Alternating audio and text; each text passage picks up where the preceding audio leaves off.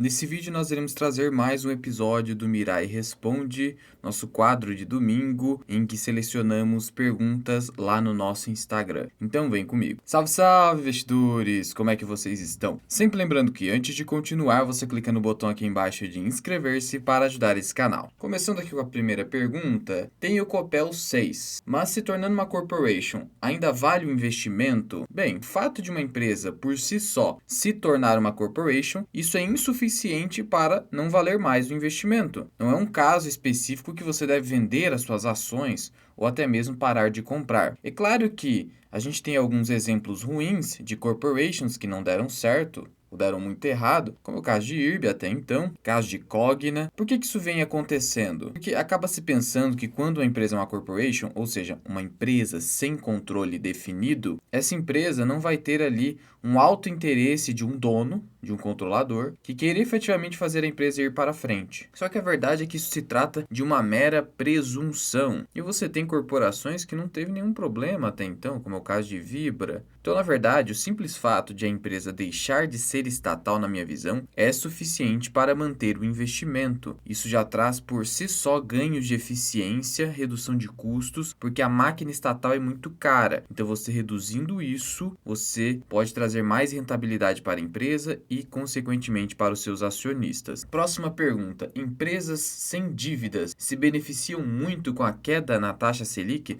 Essa pergunta é muito boa porque, no geral, se diz: com a queda na taxa Selic, você terá as empresas com endividamento alto subindo muito rapidamente ou se beneficiando muito rapidamente, porque dentro dos balanços dessas empresas mais endividadas, existe uma linha que são as despesas financeiras, e essas despesas financeiras são as despesas que a empresa tem com juros da dívida. Então, havendo uma queda na taxa Selic, a tendência é que esses juros caiam e essa dívida reduza, sobrando mais lucro para a empresa, de tal modo que o mercado acaba até colocando isso no preço, fazendo essas ações dispararem. Vou te dar um exemplo aqui. O exemplo é de Neo Energia, com código em bolsa NEOE3. Essa empresa simplesmente disparou com a simples expectativa do mercado de queda na taxa Selic. Por que aconteceu isso? Após a empresa, se você pegar aqui 5 anos atrás, ficar anos andando de lado caindo. Isso aconteceu porque a empresa tem uma dívida alta. Então veja aqui o indicador dívida líquida sobre EBIT e sobre EBITDA. Supera 3 vezes. Na verdade está em 4 vezes. Então essa expectativa faz com que o mercado já projete mais resultados para a empresa e isso faz as ações dispararem. Mas em relação às empresas que não têm endividamento alto, como citou nosso amigo, nesse caso, por mais que elas não tenham dívida, seja dívida baixa ou dívida zerada, como por exemplo o caso de WEG e outras empresas, essas empresas também se beneficiam da queda na taxa Selic, porque a queda na taxa Selic, ela é um evento sistêmico, sistemático, ela prejudica ou beneficia sistemicamente todas as empresas do país. No caso, a queda na taxa Selic, ela vai beneficiar, com exceção das seguradoras, as empresas no país. Por quê? Porque se você é uma empresa, você quer ter mais clientes consumindo o seu produto ou serviço. E como que você vai ter mais clientes consumindo o seu produto ou serviço? Com um custo de crédito mais baixo. Porque se o custo de crédito está mais baixo, as pessoas têm mais dinheiro nas mãos, elas podem captar mais dinheiro nos bancos a custos mais baixos e isso estimula o consumo. Então, as empresas acabam vendendo mais em períodos de queda dos juros. Períodos de juros baixos, as pessoas se sentem estimuladas a ir ao banco, emprestar dinheiro, utilizar crédito rotativo, cheque especial, cartão de crédito e assim sucessivamente para fazer o consumo de produtos e de serviços. Então, sim, todas as empresas se beneficiam, com exceção ali das seguradoras que têm aqui um prejuízo no seu estado financeiro, mas com essa exceção, todas as empresas se beneficiam. Algumas em maior medida, outras em menor medida. Mas algum benefício há, simplesmente porque o consumo é estimulado com essa política monetária expansionista de expandir a base monetária e o consumo das pessoas e das famílias. Afinal, cripto é ou não investimento? Essa aqui é uma pergunta muito difícil de se responder. Eu vejo o Bitcoin, principalmente o Bitcoin, não como investimento de forma primária. Eu vejo ele como investimento de forma acidental ou secundária. De forma primária, eu vislumbro o Bitcoin como uma reserva de valor, uma proteção às crises econômicas, uma proteção à destruição do sistema financeiro tradicional, uma proteção aos governos contra os indivíduos,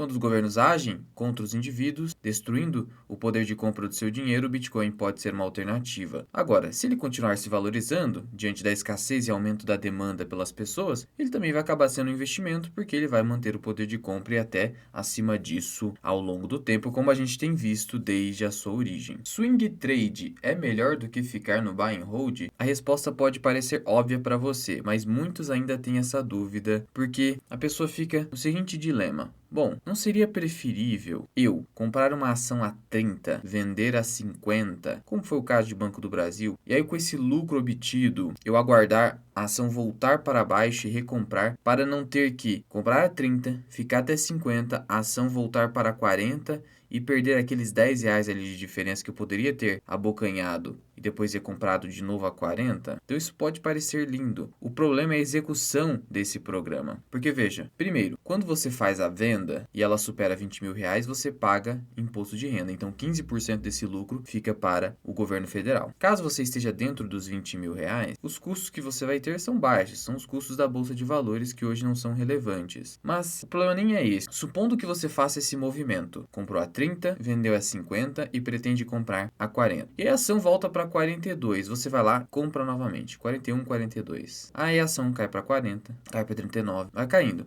por algum motivo. E aí volta para 33. Dessa forma, você está perdendo ali, se você não abaixou seu preço médio, pelo menos 7, 8 reais. Então, no final das contas, talvez você tenha devolvido todo aquele lucro que você teve com a venda. Além do fato de que quando você vende, você perde de receber os dividendos que aquela empresa paga.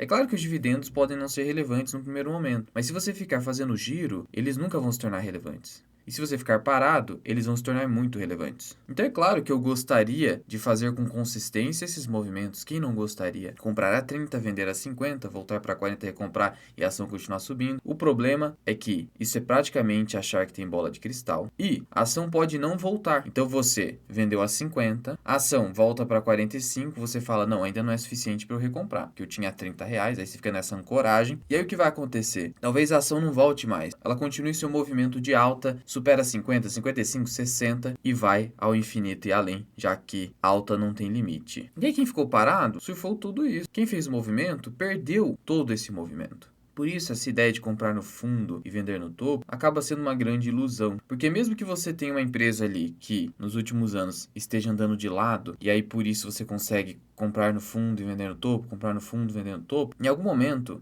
essa empresa vai sair desse movimento. Ela vai ou iniciar um bull market ou vai declinar completamente. E aí, supondo que você esteja entrando justamente nesse momento em que a ação ou vai acabar disparando ou vai acabar declinando. Nos dois cenários, você vai ficar insatisfeito. Por isso eu prefiro buy and hold, ficar parado após comprar empresas que eu considero que estejam a bons preços e que tenham boas perspectivas para o futuro. Quais devem ser as expectativas para quem tem carteira previdenciária com possível taxação dos dividendos? Essa é outra pergunta que realmente está pairando entre os investidores, porque o governo já declarou repetidas vezes sua intenção de tributar os dividendos, lucros e dividendos das empresas. Por quê? Para cumprir com as metas definidas no novo arcabouço fiscal, que prevê sim aumento de arrecadação tributária. Para isso, você precisa aumentar a fonte de arrecadação, no caso, taxação de dividendo. Para o investidor que foca na estratégia de dividendos, isso será muito ruim, porque vai reduzir o seu dividendo, vai excluir o juros sobre capital próprio, vai inserir ali 15% de tributação, e aí de duas uma, ou você vai pagar mais imposto sendo investidor, e aí seu dividendo é menor. Se você tinha uma meta de alcançar 5 mil reais em dividendo, agora você vai ter que aumentar o tempo para chegar nessa meta, porque agora tem 15% que vai atrapalhar o seu objetivo, 15 ou 10% de alíquota que seja, ou a empresa vai parar de pagar dividendo e vai iniciar programas de recompra de ações, e aí você não vai ter dividendo, e a estratégia previdenciária cairá por terra. A verdade é que a primeira hipótese é mais razoável. As empresas não vão parar de pagar dividendos aqui no Brasil, mas algumas delas irão reduzir sim, e isso vai atrasar a sua aposentadoria com ações. Então você vai ter um atraso. O que fazer afinal se isso acontecer? Vender as minhas ações? Olha, para algumas empresas, até poderia fazer sentido você tirar da carteira. Aquelas ações que só estão na sua carteira para fins previdenciários. Por exemplo, muita gente coloca Vivo porque paga um bom dividendo, mas Vivo, na minha visão, tem muito mais espaço para crescer. Acabando com os altos dividendos de Vivo, você acabou com a razão de ser da Vivo. Essa seria uma ação que eu venderia claramente. Ambev também, Banrisul, que até eu tenho na carteira só por conta dos altos dividendos. Acabando isso, provavelmente eu vou vender Banrisul. Então sim, terá algumas empresas que você vai acabar vendendo. Vai, obviamente, se os fundos imobiliários ficarem isentos de imposto de renda, as pessoas vão migrar para os fundos imobiliários parcialmente. Isso só para as pessoas que realmente estão só focadas em dividendos. Elas já têm um alto patrimônio, então estão focadas em dividendos. Por outro lado, o que vai acontecer também com as empresas de crescimento? Teoricamente, os investidores vão começar a dar mais atenção para essas empresas. O capital vai se mover um pouco para essas empresas, porque eles vão pensar o seguinte: do que adianta ficar aqui numa estratégia de dividendos, cujo retorno ficou bem mais baixo, do outro lado tem aqui empresas que vêm se valorizando mais, como o caso de VEG. Provavelmente essas empresas vão se beneficiar diante desse efeito rotativo do capital do investidor. Mas para o longo prazo, o que importa efetivamente são boas empresas, independentemente de pagar altos dividendos ou não. Mas para quem foca agora em dividendos, realmente será algo muito ruim essa tributação. Com quantos por cento de queda você considera uma oportunidade para usar o caixa? Ótima pergunta, ele está questionando aqui. Se você tem uma reserva de oportunidade, uma aplicação de liquidez diária, que você deixa inclusive dentro da própria corretora onde você investe em ações ou fundos imobiliários, qual seria a queda que essas ações ou esses fundos imobiliários precisam ter para justificar você tirar da reserva de oportunidade e aplicar nesses ativos de risco? Olha, a verdade é que não há uma regra definitiva para isso, mas eu costumo fazer isso quando tem uma queda de 10% no mínimo. Agora, era um ativo que você estava pretendendo já comprar com uma queda de apenas 5%, também pode justificar. Mas obviamente que daí você não vai esvaziar o caixa. Eu diria que esvaziar a sua reserva de oportunidade completamente, a queda tem que ser de 20%. 10% já seria suficiente para você começar a fazer um aporte mais bacana ali do seu caixa. Então essa aí seria mais ou menos a queda que eu adoto dentro da minha prática de aportes. Você aluga suas ações? Eu venho alugando as minhas ações, até porque hoje é um serviço automatizado, a custódia remunerada. Por outro lado, o rendimento é muito pequeno. Se você não alugar as suas ações, não vai ter um grande impacto na evolução da sua carteira, é um dinheiro muito pequeno. Mesmo tendo um capital relevante, vai te render R$100, R$200 no máximo no mês. Um capital bem relevante, você tem que ter ali meio milhão, R$1 milhão para poder render mais ou menos isso por mês, ok? Então não precisa ser o seu foco, mas como é um serviço automatizado, está lá, eu acabo utilizando. Qual a forma mais fácil de dolarizar parte do investimento? Veja, depende do que você considera mais fácil. Você quer a mais fácil ou a melhor? Como você disse, mais fácil, obviamente que seria investir através de BDRs, que hoje não estão mais restritas ao investidor qualificado, que é aquele que tem, por exemplo, mais de R$1 milhão investidos no mercado financeiro e que atesta essa condição via termo próprio. Essa seria a forma mais fácil. Comprar uma BDR de alguma ação norte-americana dentro da sua própria corretora. Ou até mesmo investir em alguma empresa que tenha parte da sua receita ou a totalidade dela advinda de exportações. Então, você tem ali o caso de Klabin, o caso de VEG, o caso de Taurus, Suzano, mas aí não é tão simples assim. Você primeiro tem que identificar quais são essas empresas. Então, a mais fácil de todas são BDRs, porque você já sabe que está comprando ações norte-americanas, mas por meio de recibos representativos dessas ações. Então, essa seria a forma mais fácil, na minha visão, BDR, de dolarizar o seu patrimônio. Porque Energias do Brasil ainda está na bolsa e subiu. Vamos dar uma olhada aqui em Energias do Brasil. De fato, ela subiu 3,55%, fechando a 24,80. Só que veja que não teve variações aqui, então isso aqui já é um sinal de ausência de liquidez. Vamos olhar aqui para o que publicou a empresa. Ela publicou aqui, primeiramente, um fato relevante, informando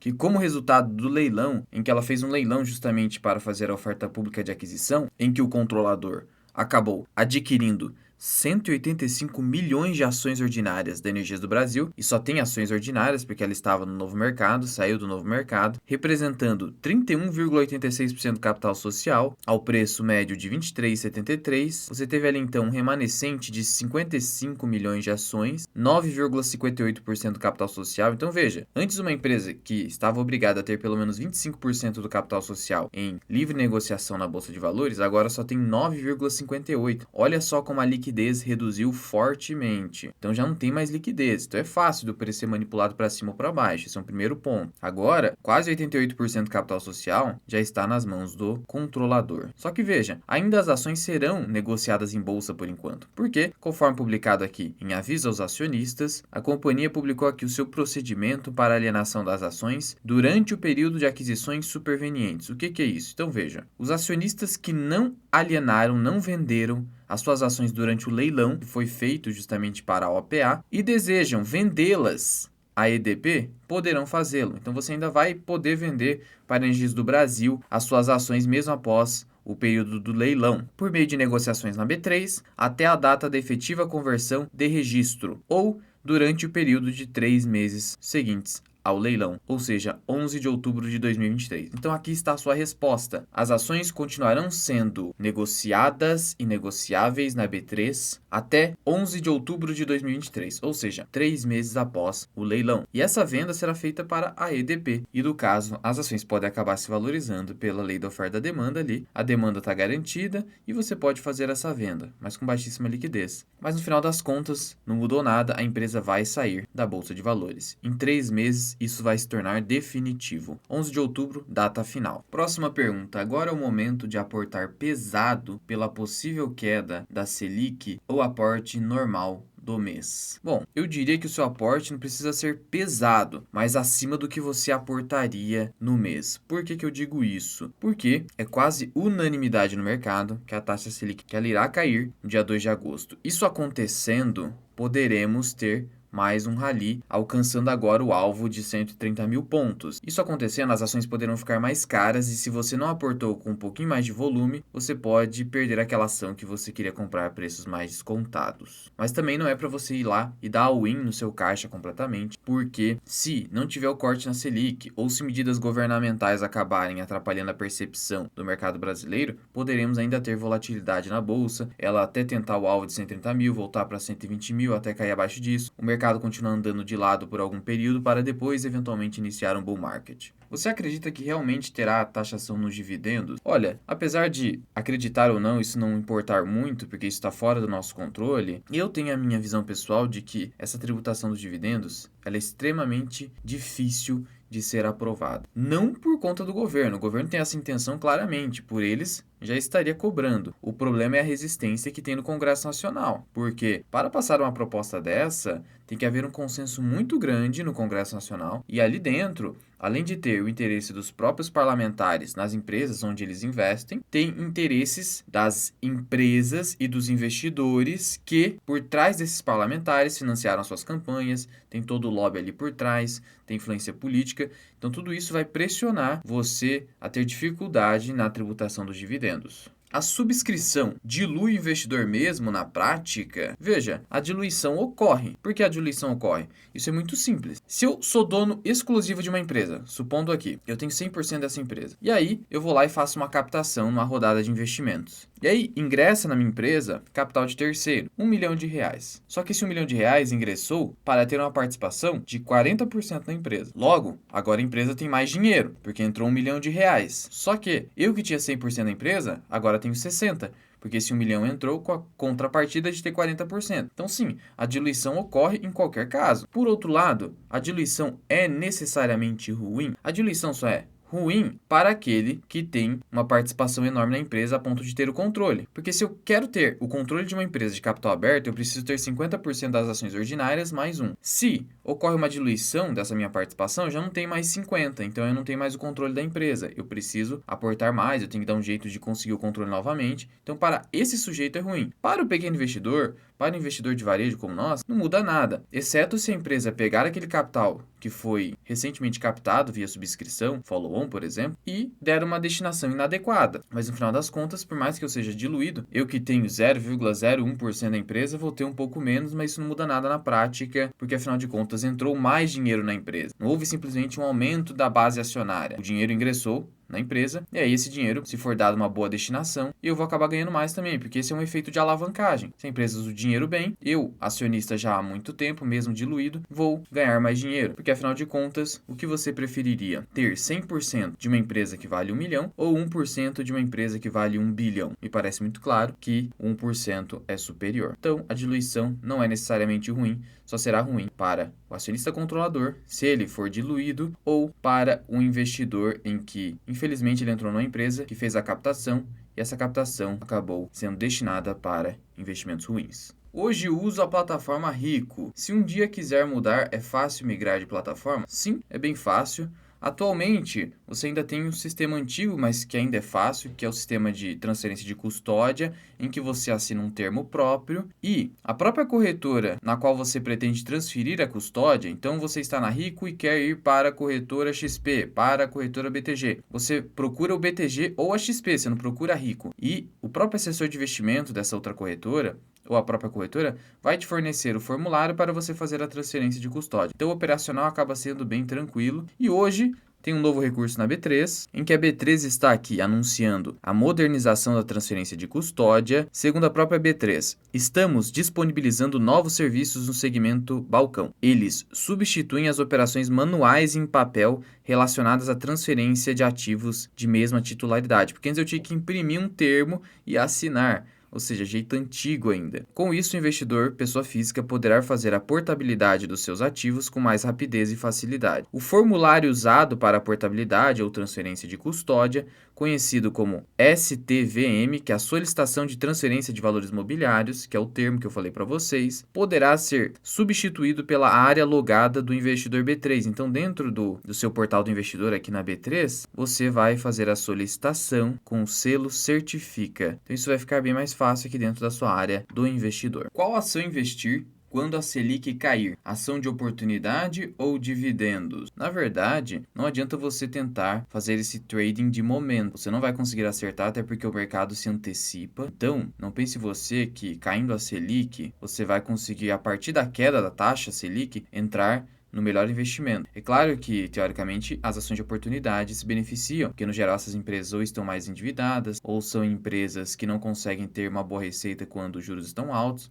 Então, obviamente, que elas vão se beneficiar muito mais do que as outras. Só que o mercado ele se antecipa. Eu não mostrei aqui para vocês nesse vídeo sobre Neoenergia, já se antecipou. Não adianta você querer entrar agora com um corte na Selic e a ação pode vir inclusive a cair porque ela subiu muito rapidamente. Acompanha algum influenciador no YouTube? Provavelmente ele está se referindo a finanças e investimento. Acompanho, não com total frequência, mas tem alguns YouTubers que eu gosto de saber a opinião deles. Por exemplo, o Investidor Sardinha, em alguns vídeos eu assisto. Apesar dele ser um pouquinho enrolado, assim, ele divaga bastante, mas ele traz bons ensinamentos para os investidores. Gosto muito do Bruno Perini, que provavelmente é um dos YouTubers mais inteligentes que nós temos aqui nessa plataforma em termos de investimentos. Ele realmente tem uma capacidade de comunicação e memorização de alto nível. Gosto muito do conteúdo que ele traz. E o Thiago Nigro, mais só para saber a opinião dele, porque ele tem muita relevância no mercado financeiro, para saber como ele está direcionando a opinião pública dos investidores. O que você pensa de empresa com dívida alta pagar dividendos? Excelente pergunta. E a resposta é depende. Por que depende? Porque no primeiro momento poderia se pensar automaticamente que seria algo ruim, empresa com dívida alta pagar dividendos. Primeiro, é claro que se a dívida estiver num patamar insustentável, não tem como a empresa pagar dividendo. Mas simplesmente por a empresa estar ali no limite do seu endividamento, se os juros da sua dívida forem baixos, aí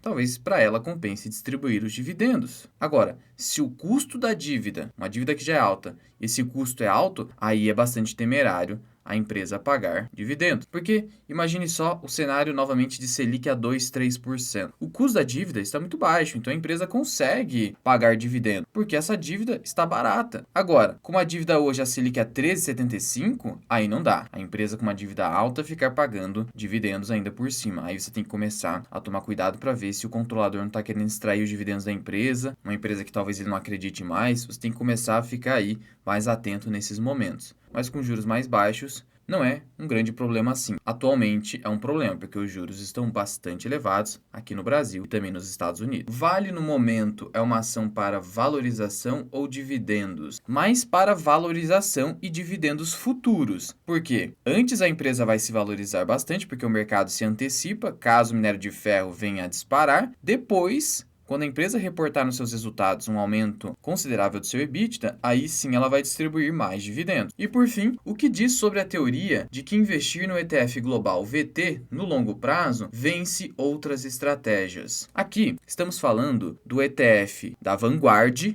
que replica um índice global, que pega as principais empresas, as blue chips norte-americanas e europeias, mas também pega um pouco de mercados emergentes, mas o foco são justamente as blue chips mundiais, europeias e também norte-americanas. Vamos dar uma olhada para a performance do VT. apenas para não ficar só na teoria. Então aqui, dentro do Investidor 10, temos o VT, que é o Vanguard Total World Stock Index Fund ETF Shares. Ou seja, ele pega aqui um índice global, você não está investindo só nos Estados Unidos. Em termos de performance de valorização nos últimos 10 anos, $1.000 se tornaram $2.207. Se você considerar em dólar, foi uma boa performance. Uma valorização aqui de 120% em dólar. Mas veja aqui a comparação do índice com os demais índices aqui de mercado. Mas antes, no próprio site da Vanguard, dentro do VT, ele confirma aqui que a sua performance, e isso foi desde 2008, foi justamente de sair de um preço aqui de $47 para atuais $99. Então veja que simplesmente a valorização nominal não foi grande coisa, foi mais ou menos algo de mercado, 10% ao ano, 11% ao ano. Mas considerando que você é brasileiro e aí você